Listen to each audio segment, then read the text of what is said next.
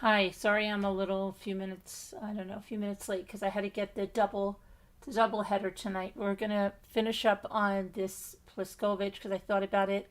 There's not much to finish up on it. I think we pretty much did it. I just want to go over his appeal and kind of what's going on that we can find out where they are today, okay?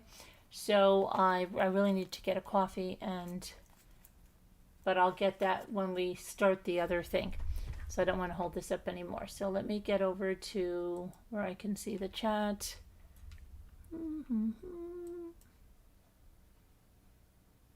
Hope you're all doing good.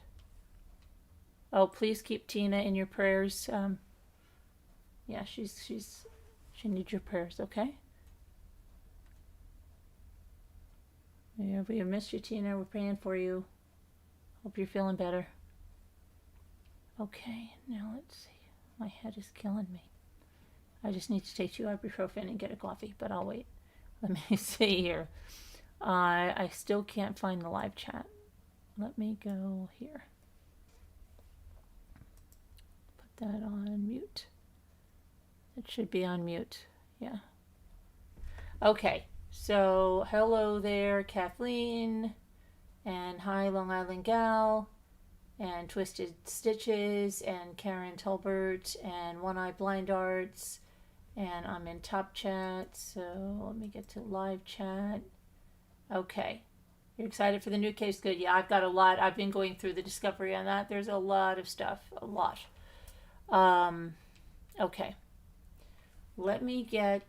Let's finish this up, okay? Let me just go through the file. I don't think there's anything in the file. I showed you all the interviews. Showed everything. Let me see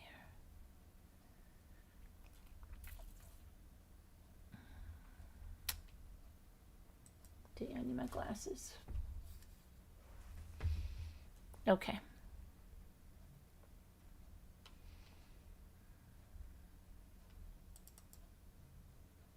Jeffrey Scullin. Okay.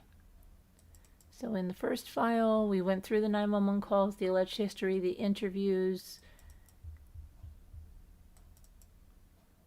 We hit it all. We know that he took a plea deal. He pled no contest. So I just want to let's just go over that about the, make sure everybody's, and then we'll do his appeal, and then we'll see if we can find out anything on the family, how they are today, where they are today. Okay, so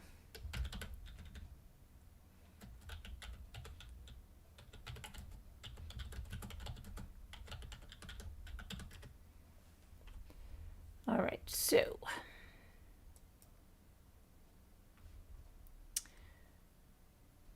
he was 21 years old, okay, when he took a plea. He pled no contest to aggravated murder and other charges for the death of his soon-to-be mother-in-law. The plea came as Scullin was set to go to trial a day after the judge ruled against throwing out his confession.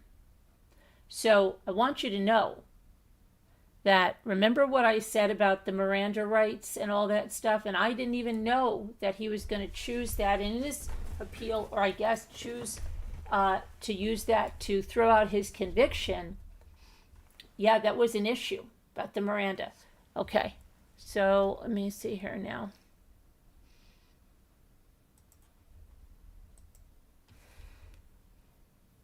Scullin's attorney said he still maintains his innocence and that the plea allows him to appeal the judge's decision allowing the confession.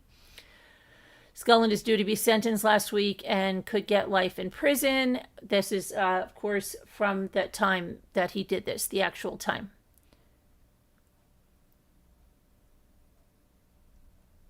Now, let me go to where he wanted that conviction.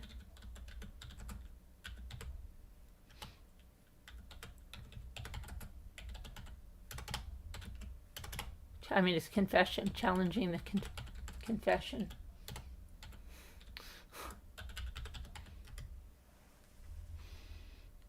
Okay, so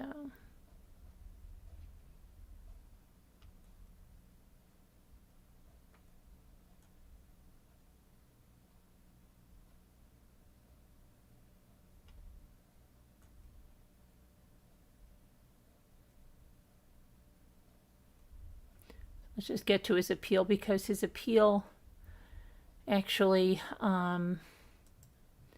contains all of that.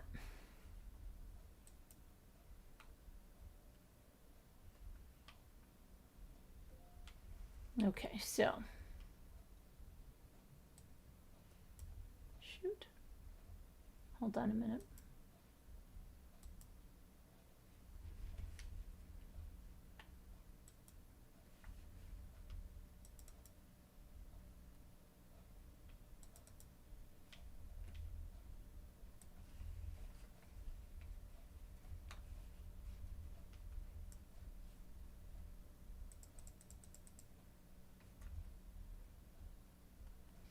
Okay, so defendant appellant Jeffrey Scullin Jr. brings the instant appeal challenging his convictions for aggravated murder, felonious assault, tampering with evidence, making false alarms, and endangering children. Specifically, the appellant argues that the trial court erred in denying his motion to suppress and motion to compel discovery.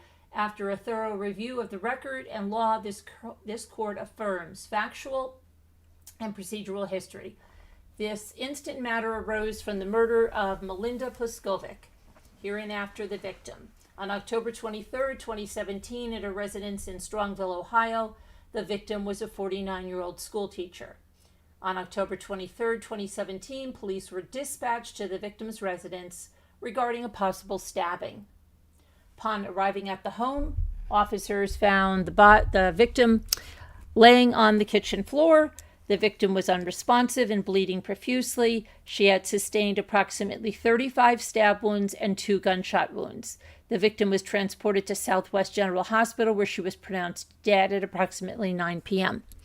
The responding officers also encountered the victim's husband, Bruce Pleskovic, the victim's son, and appellant at the residence. Appellant was engaged to the victim's daughter, and he was living in the basement of the victim's home at the time of the murder. Officers spoke with the victim's husband and appellant at the scene. Furthermore, officers obtained and executed search warrants for the residence. 3 vehicles were parked in the driveway when the officers arrived on scene, and cell phones belonging to the victim, her husband, and the appellant. The victim's son has Down syndrome. The following day, officers searched one of the vehicles that was parked in the driveway, a Chevrolet Silverado truck that the appellant had been driving at the time of the incident. Officers discovered a knife inside the truck that had some red staining on the blade. Preliminary testing of the red substance confirmed that it was human blood. The knife was submitted to the medical examiner's office for DNA analysis. DNA testing revealed that the victim's DNA was present on the knife's blade and handle, and appellant's DNA was present on the knife's handle. After receiving the results of the DNA testing, officers obtained a warrant for the appellant's arrest. On October 31st, 2017, after obtaining the DNA testing results and a warrant for the appellant's arrest, officers asked the appellant to come to the Strongsville Police Department. Appellant was initially interviewed by Strongsville Police Detective Ron Stoltz. During this interview, the appellant was placed under arrest, and we saw that here, okay? If you missed it, you can go back and in the parts. There's 6 parts to this series. Lance Fragonelli, an FBI special agent and polygraph examiner, interviewed the appellant and also administered a polygraph examination. After taking the polygraph examination, appellant ultimately confessed to stabbing and shooting the victim. Appellant informed the police that he put the gun with which he shot the victim in a Buick LeSabre, and that vehicle was parked in the driveway of his parents' house. Appellant provided officers with consent to search that LeSabre. Officers searched the LeSabre and recovered a .357 revolver and a pair of sweatpants containing bloodstains inside. Ballistics testing confirmed that the victim had been shot by the .357 revolver that was recovered from the LeSabre. DNA testing of the revolver indicated the appellant's DNA was on the handle, barrel, and the trigger of the gun. Furthermore, DNA testing of the sweatpants recovered from the LeSabre indicated that the appellant's DNA was present on the waistband, and the bloodstains on the pants were the victim's blood. On November 8, 2017, the Cuyahoga Cuyahoga County Grand Jury returned a 7-count indictment against the appellant, charging him with aggravated murder in violation of RC 2903.01a, 2, murder in violation of that same, and 3, felonious assault, tampering with evidence, forfeiture, specification, making false alarms in violation, endangering children in violation. Counts 1 and 4 contained 1 and 3 year firearm specifications. Appellant was arraigned on November 14th, 2017, and he pled not guilty. On December 19th, 2017, the appellant filed a motion to leave to file a suppression motion after the exchange of discovery. The trial court granted the motion on December 20th, 2017, ordering defense counsel to file a motion to suppress within 30 days of the exchange of discovery. On August 16th, 2018, the appellant filed a motion to compel discovery. Therein, appellant sought an order compelling the state to turn over any and all evidence related to the polygraph examination that was administered to the appellant on October 31st, 2017. And you know the guy that was doing it was that guy that's, let's write a letter, right? Say we're sorry. Yeah. The state filed a brief in opposition to the appellant's motion to compel on August 27th, 2018. Therein, the state argued that the results of the polygraph examination were not subject to discovery. The trial court denied the appellant's motion to compel on August 28th. In addition to the motion to compel, appellant filed a motion to suppress on August 16th. Appellant filed a supplemental motion to suppress on August 22nd. In his motions to suppress, the appellant requested an order suppressing the following evidence: the evidence that was obtained from the search of the appellant's Silverado truck, which was parked in the driveway of the victim's residence on the night of the murder. That would be the knife. The evidence that was obtained from the appellant's cell phone and phone records, right? And there's lots of information in there. The statements appellant made to the police, and the evidence obtained from the search of the Buick LeSabre, which was parked in the driveway of the appellant's parents' house, and that would be the gun and the sweatpants. With the exception of the LeSabre, all of these searches were conducted pursuant to a search warrant. After appellant admitted to stabbing and shooting the victim during Special Agent Fragamelli's October 31st, 2017 interview, the appellant provided officers with consent to search the LeSabre. On August 27th, the state filed a motion for an extension of time to respond to the appellant's suppression motion. The trial court granted the motion for an extension of time. The state filed its brief in opposition to the appellant's motion on September 18th. The trial court held a hearing October 12th. The state placed the terms of a plea agreement on the record that had been offered to the appellant. Defense counsel indicated that the appellant rejected the plea offer. The trial court proceeded to hold a hearing on the appellant's motion to suppress.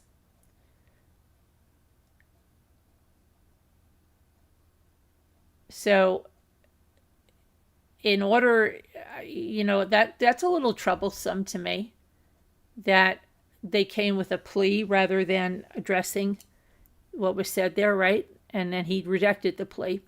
The following 6 witnesses testified during the suppression hearing: Dr. Nasir Butt, DNA technical manager and supervisor with the Cuyahoga County Regional Forensic Science Laboratories; the Strongsville police officer Patrick O'Sullivan; Strongsville Police Sergeant Stephen Pierkowski; Strongsville Police Detective Steve Borowski. Isn't Borowski the CO that they said that? Isn't that the CO that they said was snitching on him? Detective Stoltz and Special Agent Fragamelli. Okay. The suppression hearing concluded October 16th. After considering the parties' arguments and the testimony adduced during the hearing, the trial court denied the appellant's motion to suppress. On October 17th, the appellant withdrew his not guilty plea and entered a plea of no contest to 7 offenses charged in the indictment. Based on the evidence proffered, the trial court found the appellant guilty on all 7 counts and the underlying specifications. The trial court ordered a pre-sentence investigation report and set the matter for sentencing. On October 29th, the trial court held a sentencing hearing. The trial court determined that counts 1 through 4 merged for sentencing purposes. The state elected to sentence the appellant on count 1. The trial court also merged the underlying firearm specifications and elected to sentence the appellant on the 3-year firearm specification. The trial court imposed an aggregate prison sentence of life with the possibility of parole after 33 years, life in prison on count 1, consecutive to the 3-year firearm specification, 3 years on count 5 to be served concurrently with count 1, 180 days in jail on both count 6 and 7 to be served concurrently with count 1. On November 2nd, 2018, the appellant filed the instant appeal challenging the court's judgment. He assigns 4 errors for review. 1. The trial court erred in improperly shifting the burden from the state to the defense in ruling that the defense did not prove misconduct. 2. The trial court erred in denying the appellant's motion to compel because the evidence sought was material to the defense and relied upon by the state of Ohio. 3. The trial court erred in denying the appellant's motion to suppress because no reasonable person would have believed that the consent to search exceeded beyond the brief period necessary to remove a diaper bag. And then 4, the trial court erred in finding the search warrants for appellant's cell phone and cellular data were supported by probable cause and included particularized descriptions. For the ease of discussion, appellant's assignments of error will be addressed out of order. Appellant's first, third, and fourth assignments of error pertain to the trial court's ruling denying his motion to suppress. Let's see here. In his first assignment of error, the appellant argues that the trial court erred in denying his motion to suppress with respect to his statements he made to the police.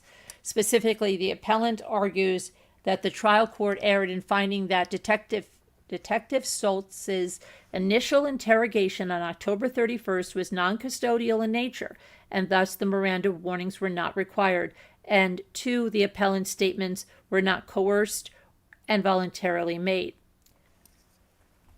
Now see, here's what the Miranda warning, and I've been doing some research on this. Now, it says that if a person is in custody, so if somebody's already in the jail, somebody's already taken into custody, you cannot question them without immediately giving them a Miranda warning. But there is also, if someone is your suspect, and you know it's your suspect, even if they're not in custody, you are supposed to give them a Miranda warning. Okay, that's just what I've researched. So, I don't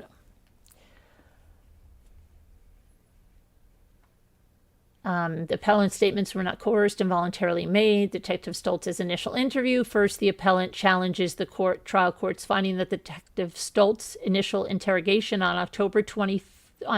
See, this is what I mean. On October 31st, they already had an arrest warrant. They had an arrest warrant when they called him in there. That means they were going to take him into custody. And he still wasn't given his Miranda rights. Just saying. First, appellant challenges the trial court's finding that Detective Stoltz's initial interrogation on October 31st was non-custodial in nature and thus Miranda warnings were not required. Prior to a custodial interrogation, the accused must be apprised of her right or his right against self-incrimination and right to counsel. During the suppression hearing, Detective Stoltz testified that on the morning of October 31st, he received the results of the DNA testing from Dr. Butt. The results indicated that the victim's DNA was present on the blade and the handle of the knife that was found in the appellant's pickup truck, and appellant's DNA was present on the knife's handle. After receiving the testing results, police obtained an arrest warrant for the appellant. After obtaining a warrant for the appellant's arrest, Detective Stoltz contacted the appellant around 10:30 a.m. and asked him to come to the police station. Appellant arrived at the police station around noon. Detective Stoltz brought him into the interview room in the police station's detective bureau. Detective Stoltz explained that the appellant had previously come into the police station on his own free will earlier that week on October 24th and October 26th. When the appellant came into the station on the 24th and 26th, he was not under arrest or detained in any way, and he was free to leave at any time. Detective Stoltz interviewed appellant on the 24th and 26th in the same interview room in the detective bureau. During the interview on October 31st, Detective Stoltz testified that when the appellant was initially brought inside the interview room, he was not placed under arrest, nor was he handcuffed. However, he explained that unlike the previous interviews on the 24th and 26th, if the appellant attempted to terminate the interview and leave the police station, he would have been placed under arrest. But he didn't tell him that. During the October 31st interview, before the appellant was advised of his Miranda rights, Detective Stoltz began going over the appellant's previous statements about his whereabouts on the day of the murder. The officers were asking the appellant the same questions they had previously asked him, simple, open-ended question, who, what, where, when, and why. Right? We went over ascertaining change in the appellant's responses. Detective Stoltz asserted that he was asking the appellant to corroborate where he was on October 23, 2017, not specific questions about the murder itself. He confirmed that during his initial interview, he was not asking the appellant whether he murdered the victim or the location of any weapons that had been used.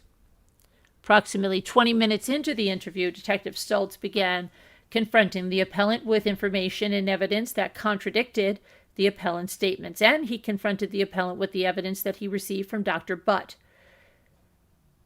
Detective Stoltz placed the appellant under arrest and advised the appellant of his Miranda rights. And after reviewing the record, we find no merit to appellant's argument regarding Detective Stoltz's initial interview.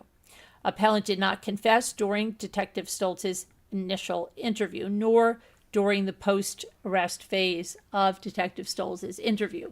Appellant denied any wrongdoing during Detective Stoltz's interview and did not confess to stabbing and shooting the victim until much later in the day, during Special Agent Fragamelli's post-polygraph interview. Assuming arguendo that the trial court erred in finding that Detective Stoltz's initial interview was non-custodial in nature, any error in this regard would be harmless.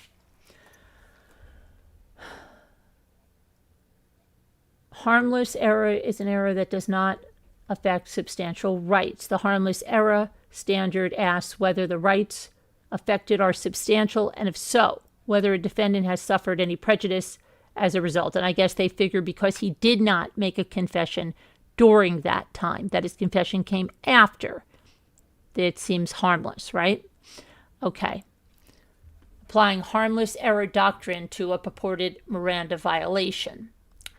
In this case, the appellant did not make any incriminating statements during the interview with Detective Stoltz, nor did he confess to any involvement. Even after Detective Stoltz arrested the appellant and advised the appellant of his Miranda rights, he repeatedly insisted that he did not do anything wrong.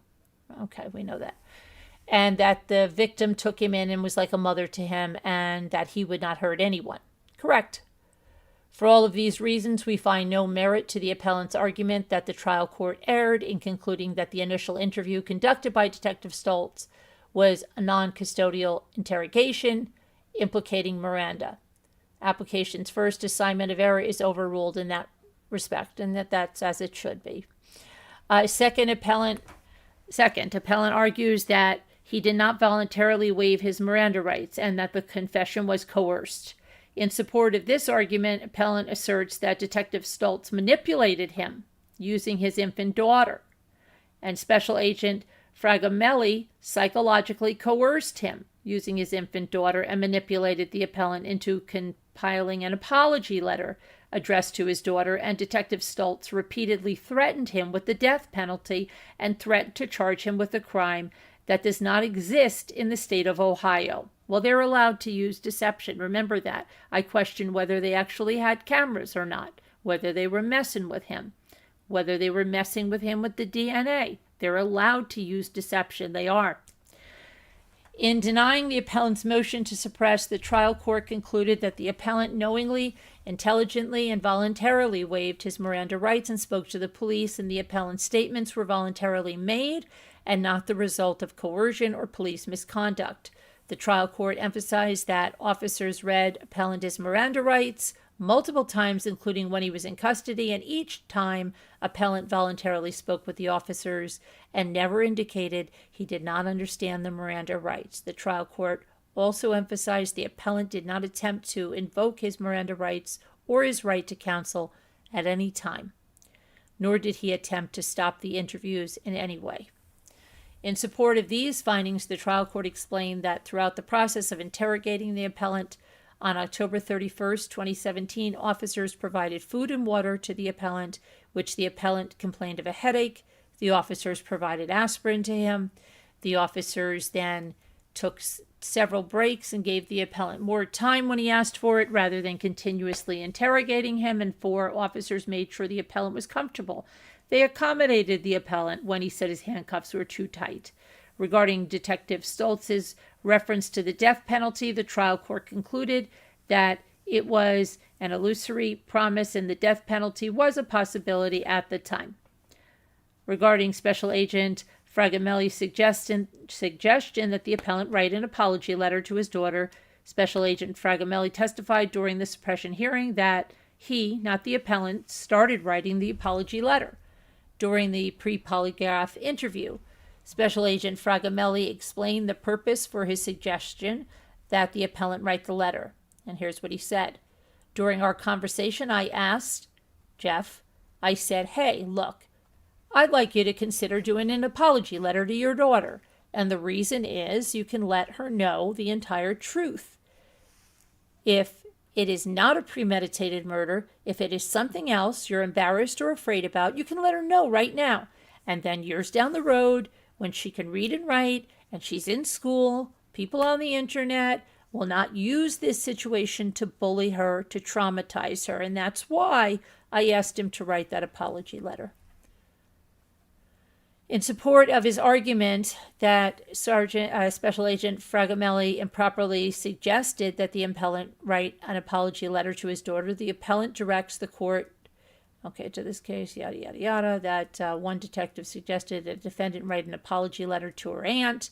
Following the detective's suggestion, the defendant wrote an apology letter to her aunt in which she confessed to the theft offense which she was charged. The state then introduced a copy of that letter. The trial court granted the defendant's motion to suppress the statements, concluding that the defendant's admission to the theft and to the theft offense and written apology were not voluntarily made.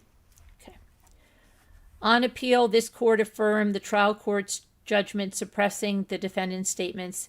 Initially, the court noted that in 1988, the First District found that if it was the suspect to ask the subject of an interrogation to draft an apology letter, the court found subtle inducement in the detective's suggestion that the defendant write an apology letter to her aunt. The court went on to conclude the inducement inherent in the officer's suggestion that the defendant write a letter of apology to her aunt, combined with the defendant's limited intelligence and psychological conditions, rendered her confession in this case involuntary.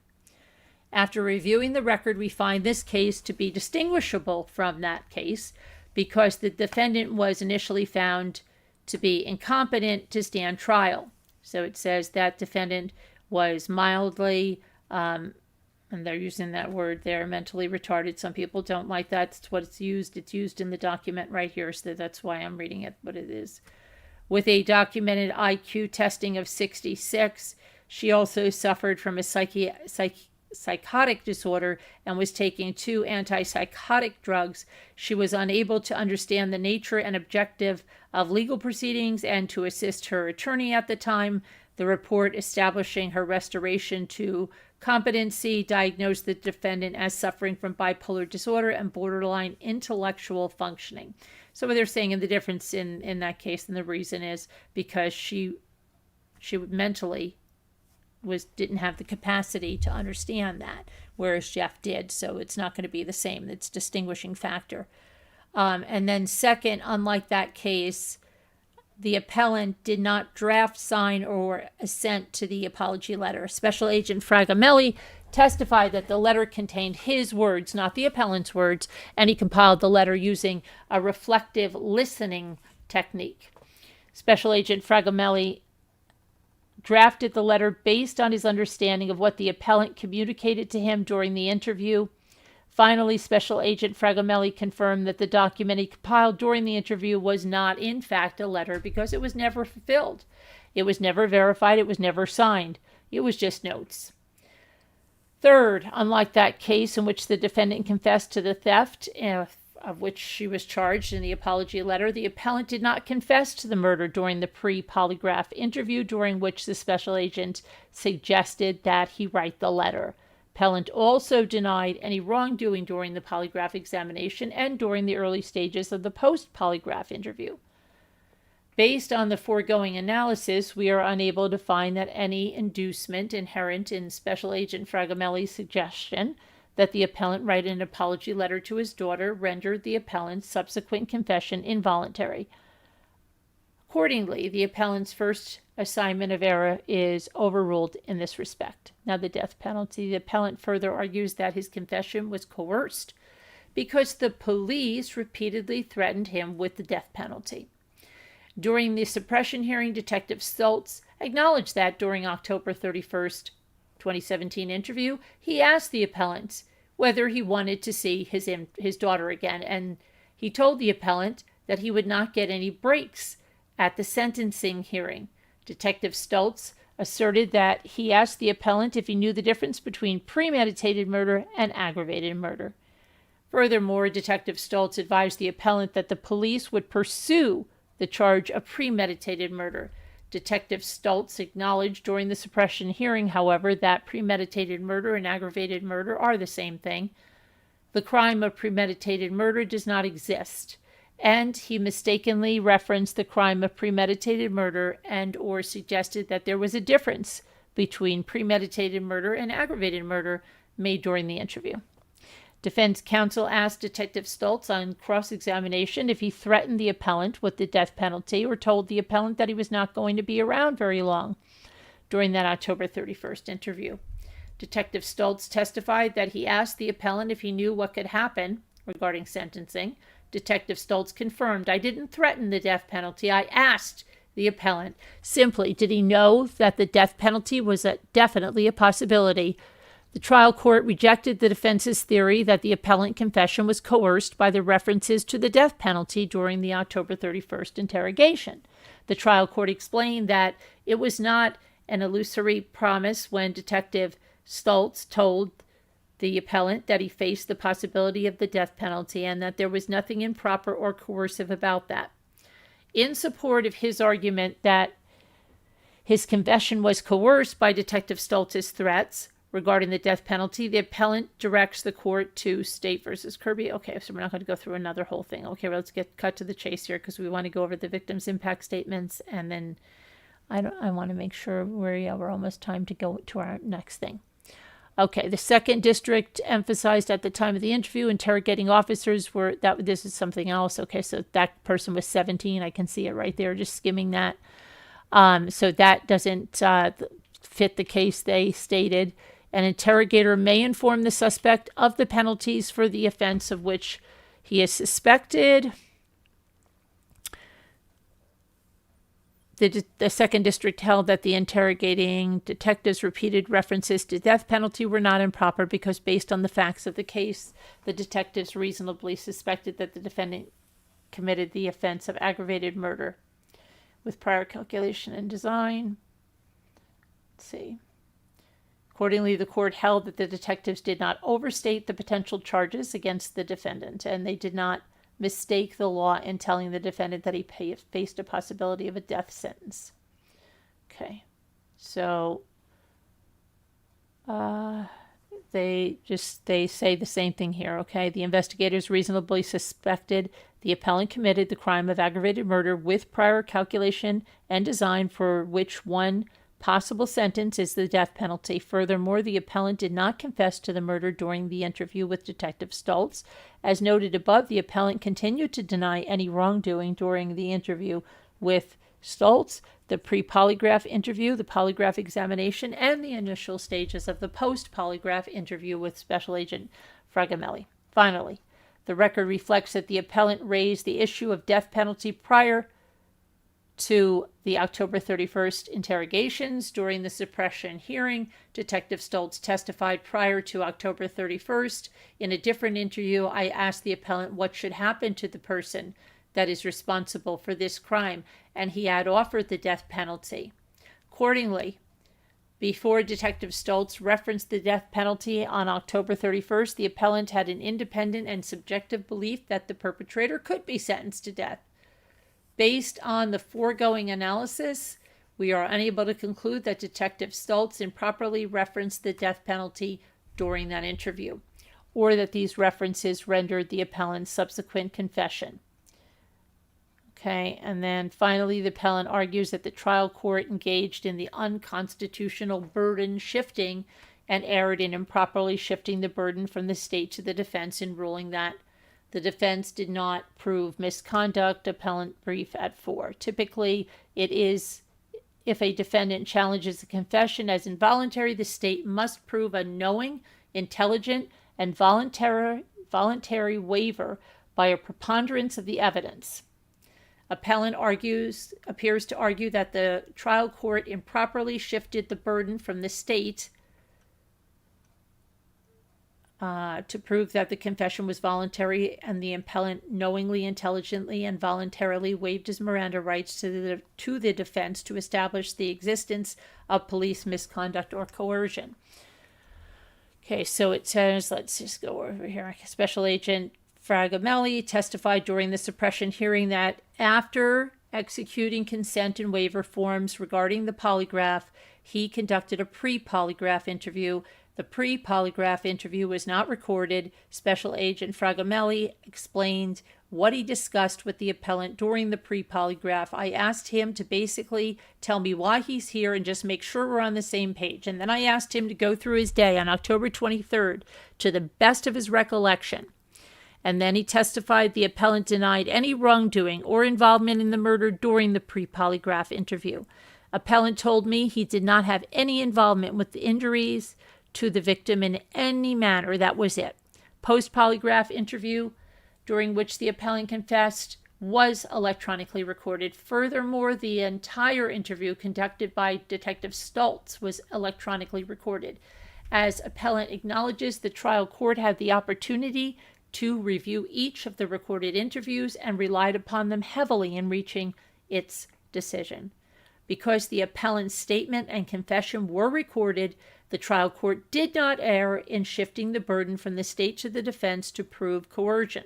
Furthermore, after reviewing the record and based on the totality of the circumstances in this case, we find that the evidence supports the trial court findings that the appellant knowingly, intelligently, and voluntarily waived his Miranda rights, and the appellant failed to meet his burden of establishing police misconduct or coercion.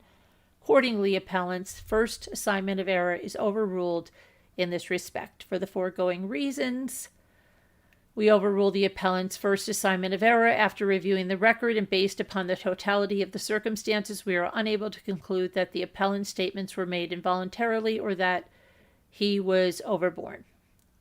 Okay, and the court will not conclude that appellant's Miranda waiver was involuntary unless there is evidence of police coercion, such as physical abuse, threats, or deprivation of food or medical treatment or sleep.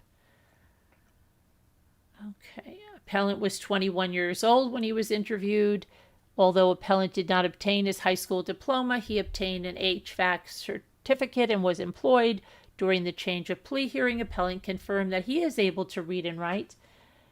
Although appellant asserts that he suffers from educational deficiencies, there's no evidence in the record indicating that he has mental or intellectual deficiencies, or defects. There is no indication that the appellant was under the influence of drugs or alcohol during those interviews. The October 31st interrogations were not the appellant's first interaction with the police in this case. Detective Stoltz explained the appellant voluntarily came to the police station and spoke to him on 2 occasions earlier in the week. As such, the appellant was familiar with the location. Throughout the course of the interview, the appellant was fed. Several occasions, the appellant was offered water, asked if he needed anything, yada, yada, yada. Detective Stoltz testified the appellant arrived at the police station on October 31st around noon. During the interview, he was placed under arrest. Fragamelli conducted a pre-polygraph interview, a post-polygraph interview. Appellant confessed to stabbing and shooting the victim during the post-polygraph interview. Detective Stoltz testified that after Special Agent Fragamelli's interviews, appellant was returned to his cell approximately 9:30 p.m. Special Agent Fragamelli did not continuously interrogate the appellant without taking breaks. Several breaks were taken. We saw those breaks.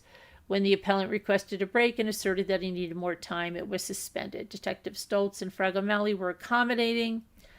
They made sure he was comfortable during the interviews. He was not handcuffed during the initial interview. At one point, after the appellant had been put under arrest, appellant asserted the handcuffs were too tight. They were adjusted. And during Fragamelli's post-polygraph interview, he never had handcuffs. He wasn't confined at all, right? He just had that tight shirt and pants. Surprised I didn't mention that, cutting off his circulation. Now he probably will.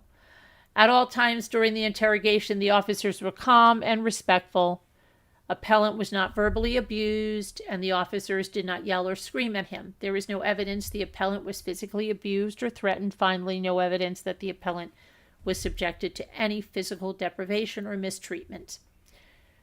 Finally, a review of the video recordings support the trial court's findings. For all the foregoing reasons, we find that the trial court did not err in concluding the appellant's statements were voluntarily made and not the result of coercion or police misconduct. Search of the truck.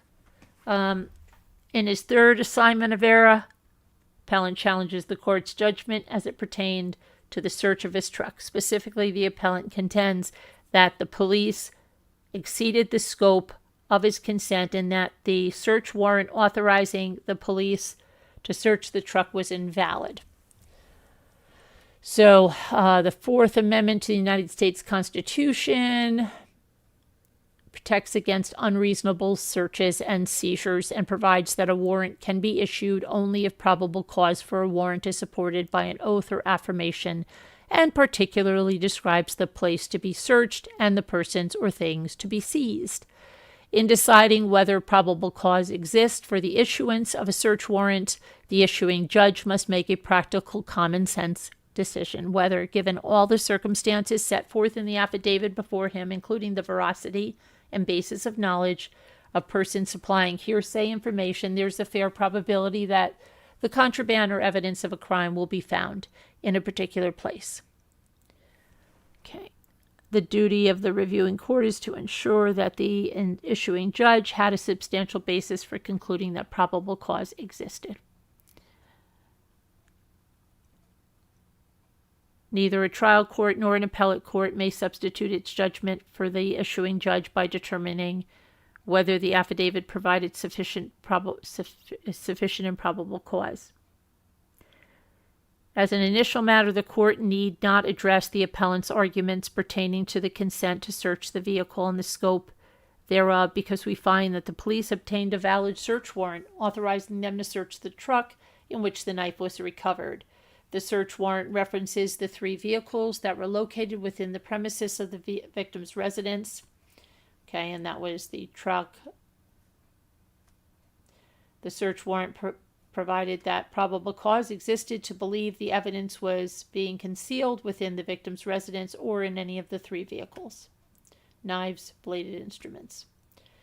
With respect to the search warrant that authorized the police to search the truck, the court must determine whether, considering the totality of the circumstances, Officer O'Sullivan's affidavit provided a substantial basis for the issuing judge to conclude that there is a fair probability that there was evidence related to the murder in the appellant's truck.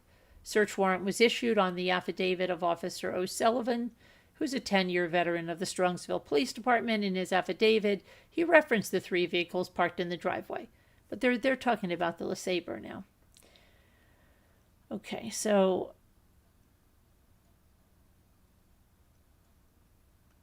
let's see, get to the LeSabre, right?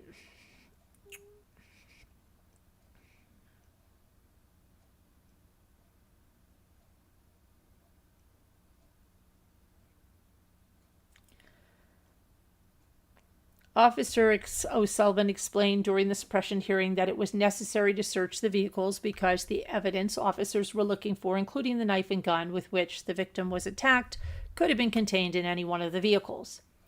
Officers also believed that any of the vehicles at the scene, including the pickup truck, could have either brought or removed any evidence from the scene. On redirect, Officer O'Sullivan confirmed that the weapons used in the murder were capable of being stored in a truck. At the time he executed the affidavit in support of the search warrant, Officer O'Sullivan learned the appellant had been driving the pickup truck that was in the driveway when he arrived on scene. Given the fact the truck was observed in the driveway, why are we even talking about this? Because it's the LeSabre that he's challenging.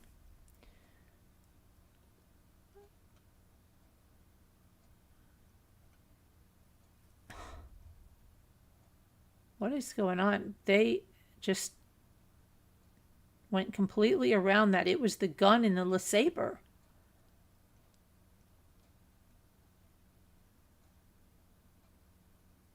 That doesn't make any sense. That's bizarre.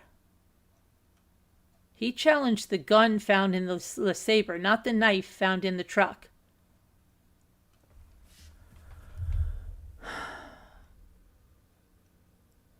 Okay, I don't know. Search of cell phone and phone records. In his 4th assignment of error, appellant challenges the trial court's judgment as it pertained to the search of his cell and cell phone records. Specifically, the appellant contends that the search warrants authorizing the police to search the cell phone and phone records was invalid. In his motion to suppress, he argued the search warrants and affidavits failed to establish probable cause. Oh, come on. Police obtained the search warrant authorizing them to search the cell phones. The search was warranted. That's not even, you're not even going to get into that. That's stupid. Phone records, same thing.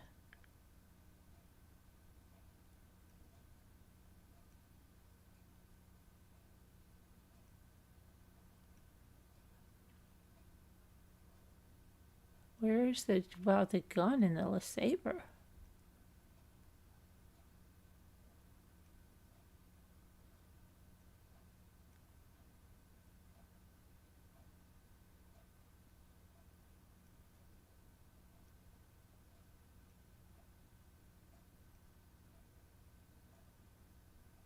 That's so weird. And to talk about the polygraphs. Finally, to the extent the appellant argues that the results of the polygraph or answers he gave during the examination were discoverable as a recorded statement by the defendant, we disagree. Okay. Just get to the conclusion here. After thoroughly reviewing the record, we overrule the appellant's assignments of error. The trial court did not err in denying the appellant's motion to suppress the statements. Okay. So that was that there, and then he has not been successful on any appeal. I just want to go to the victim's impact statements at sentencing, and I'm sorry that we're running late now for the other one.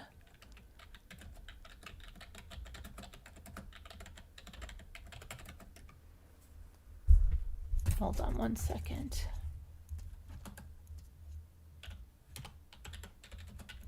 Because there's a lot that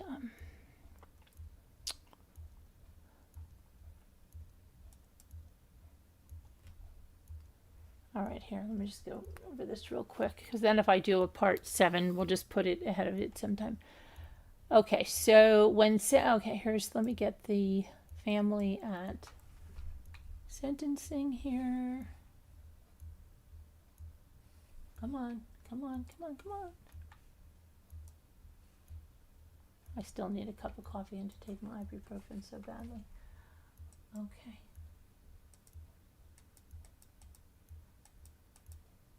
But once I get to the other one, then okay.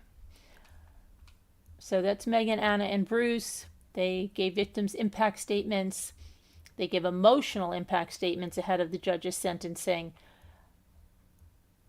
The extent of his monstrous actions have forever crippled the lives of everyone he knows. Melinda will never be coming back, said Anna Pleskovic. Our lives will never be the same because of Jeffrey Scullin. My mother was the face of compassion, love, and perseverance, and because of him, she is gone, said Megan. Bruce Pleskovic said the past year has been difficult with the loss of his wife.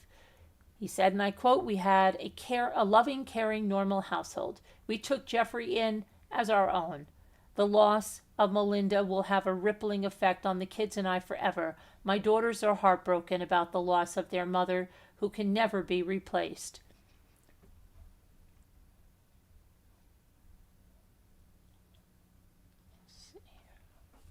See if there's any.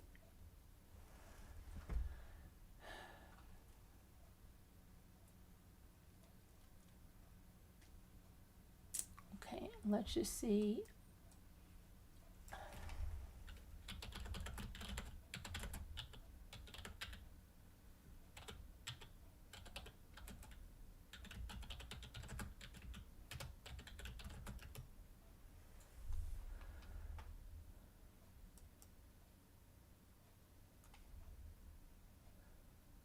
Okay, here's something else from the family.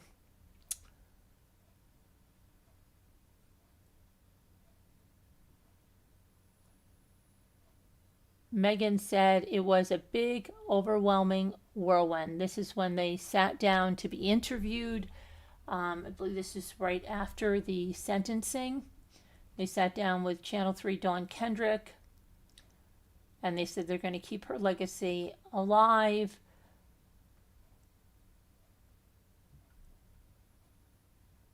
So Bruce said, we took him in as our own because they have the baby together and wanted to get them started on their feet. Now, Bruce refuses to name him during the interview. There have been plenty of headlines dominated with his name. This is a well-deserved story about Melinda, just how important my mom is to so many, Megan said. Megan has a master's degree now and coaches softball like her mom once did. It's a beautiful legacy.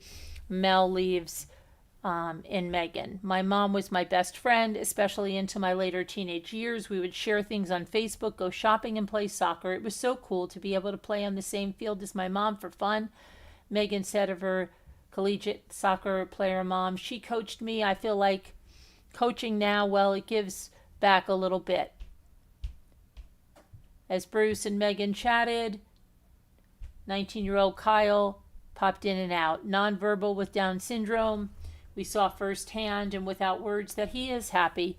He walks up behind Bruce, rests his chin on his dad's head, kisses it, and smiles. Kyle is the one who had to let the family into the home seconds before they realized Melinda had been murdered. Kyle with special needs was particularly special to Melinda. Megan said, we've been involved in Special Olympics since he was little. She would help run Special Olympic soccer. That's something we are still involved in now. In seconds, he took so much away. I just wish he could feel what we are feeling right now, Megan said of the man convicted of killing her mom. We came back on a Saturday. Your heart starts pounding when you first approach the door. For those 2 weeks, we literally all slept in the same room, Bruce said, explaining how the strength they found and continued to find in each other. They still don't know why he killed Melinda, but before they knew what they know now, he was a pallbearer at her funeral. It was a slap in the face. It was awful. And now thinking back on it, you're like, you don't want him anywhere near her or near the rest of us, Megan said. And still, Megan sounds like her mother. She says bad things happen to good people, but you have to keep believing in the good and keep trying to make things better. They have a hashtag. It's hashtag It's On Mel, calling on all of them to do the simplest act of kindness once a day. It's on Mel. There was a $1,000 scholarship awarded in her name, the first Melinda Pleskovic Memorial Scholarship. And it's funded in part by the Mel Cup, a very much smaller version of the World Cup. The first annual Mel Cup at Kelly's Island has soccer at the center and Mel at the heart of it. So that's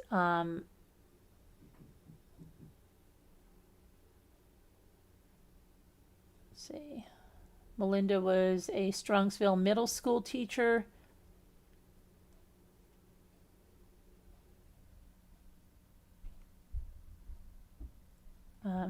Bruce jokingly said that Melinda sometimes didn't turn off her teacher voice when she was home. We were still her kids at home, Bruce added. Okay, so that is what I've got on that case right now, and if anything else we want to talk about, we can find a way to talk about it in another episode. Now, let me just find where the heck you guys are, because I have no idea where my live went. Here it is. No, it's not. That's my new live coming up. Okay, let me see here. Here you are. Oh, yeah, so Paul Bearer right there. Heart Made Wise. Let me see here. What's going on here? Hold on a minute. I just want to make sure that is stopped. Okay. So we are going to go over to the next live. It's going to take me a minute because I've got to restart the Streamlabs, and but I'm going to get us over there. It should take you right over there. Okay. So let me. Gonna love you. Let me get over there. Hi, Justice for Crystal. Are you still there? How are you? Haven't seen you in a long, long time. Hi, Jen Grill. Hi, MSL. Okay, let me get this off and we're going to meet over at the next live. I got a lot to cover. All right, love you guys. Meet you over there.